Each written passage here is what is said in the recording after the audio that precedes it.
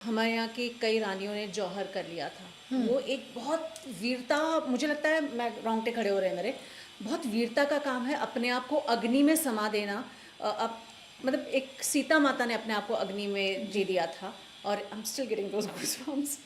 And एक ये महारानियाँ हैं, उनकी दासियाँ हैं, उनकी रिलेटिव्स हैं, उन्हें अपने आप को दुश्मन को सौंपने के पहले अग्नि को सौंप दिया। और हम शायद इसी हिम्मत की वजह से उन्हें बहुत पूजते हैं। लेकिन ये उन राजाओं या उन आक्रांताओं के लिए, उन आक्रमणकारियों के लिए तो बहुत नेगेटिव बात हुई कि उनकी वजह से एक पूरा एक महिला जगत है या महिला का पूरा ग्रुप है जिसने अपने आप को अग्नि में देना सौंपना उचित समझा। तुम्हारे पास नहीं आई, उनको पुण्य मिला, इनको पाप लगा। यस, लगा ही। तो कैसे लिया जाए इस चीज़ को? जैसे मैंने आपको कहा कि हर एक स्पिरिट रिवेंज लेती है। हाँ, तो अब उनके जो जनरेशन्स आए होंगे वो सुखी नहीं रहेंगे।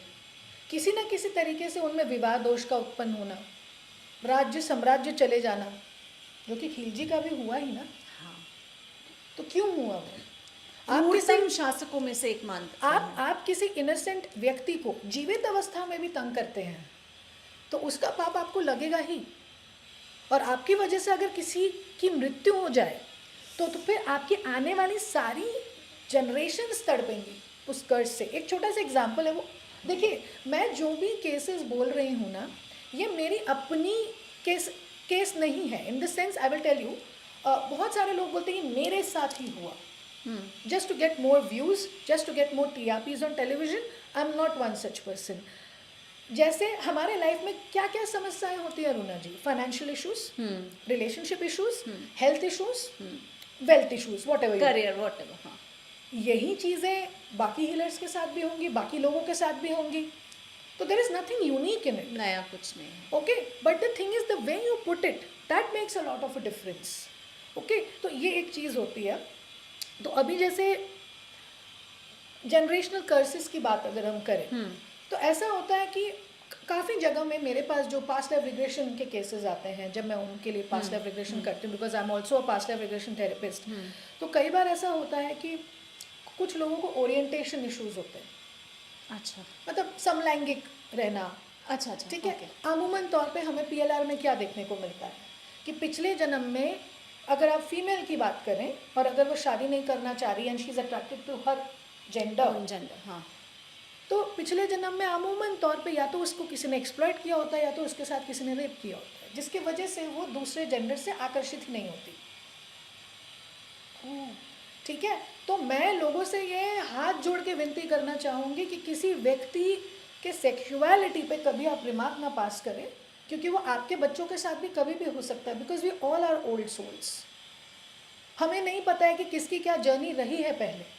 तो किसी के बारे में व्यंग या कटाक्ष करने से पहले ये समझ लें कि ये आपके साथ भी कभी भी हो सकता है, और आप जब रीइंकारनेट होंगे तो आपको भी ऐसे ही एक्सपीरियंसेस देखने को मिलेंगे। So never make fun of any individual. Okay, एक और केस बड़ा आता है, क्योंकि हमारे देश में ऐसा इतिहास रहा है पहले कि एक जो एकदम एंशिएंट टाइम्स में फीमेल्स वर रेस्पेक्टेड, ऐसा नहीं था कि दे वर नॉट। नहीं, बीच में जो ये मुगलों के साम्राज्य से जो पतन शुरू हुआ वो अभी तक चल रहा है। ओके, इसमें एक शिफ्ट 21 दिसंबर 2012 के आसपास आया था, जहाँ से फेमिनिन एनर्जी का उत्थान होना शुरू हुआ, और वो हम देख रहे हैं बहुत सारी चीज़ें आजकल फीमेल्स के फेवर में। हाँ, आप अगर दुनिया का ट्रेंड देखोगे तो उसमें ऐसा भी है कि बहुत सारी लड़कियों ने अपने से छोटे उम्र के व्यक्ति के साथ शादी करी है, ज़्यादा करियर में बेटर कर रहे हैं as compare to their male counterpart से। क्या है? जनरेशनल कर्स का नतीजा है। क्यों? क्योंकि आपको जब वो पार दी गई, आपने उसको मिसयूज किया अपने डाउरी के लिए, अपने फिजिकल डिज़ायर्स के लिए, डोमिनेट करने के लिए, प्रताड़ित करने के लिए यूज़ किया फीमेल्स को। तो ये रिवेंज ही है ना नेचर का, उसको समझना ज़रूरी है। ठीक है ना। दूसरी चीज़ क्या हो जाती है कि एक केस बहुत सारे हीलर्स के पास ऐसा हुआ है। एक यहाँ पर रोकूंगी मैं आपको, हाँ जी। क्योंकि मेरे दिमाग में एक सवाल आ रहा है। तो ये जो जितना नीले ड्रम की कहानी या फिर ये सब बातें शायद बात भी हुई होगी कई बार, तो क्या ये भी वही रिवेंज है? क्या ये भी वही जनरेशनल कर्स है बिल्कुल। मर्द लोगों के लिए? बिल्कुल जो अब डेफिनेटली है ही। तो जो लोग इस पर बचपन से काम करना शुरू कर देते हैं वो अपने लाइफ में आगे जाके सफ़र बिल्कुल नहीं करेंगे, और जो अभी तक नहीं इम्प्रूव हो रहे हैं उनको फिर आंसर देना पड़ेगा नेचर को।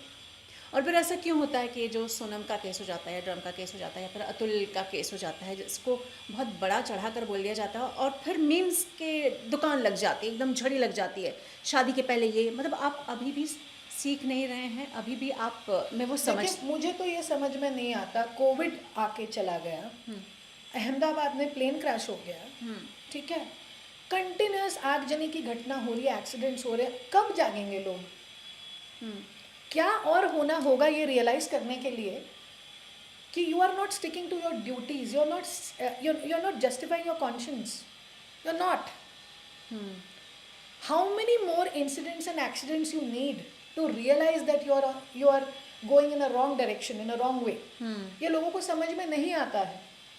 इसके लिए नेचर को पूरा अपने ऊपर भार लेना पड़ता है कि अब तो ये नहीं समझेंगे तो हम समझाते हैं।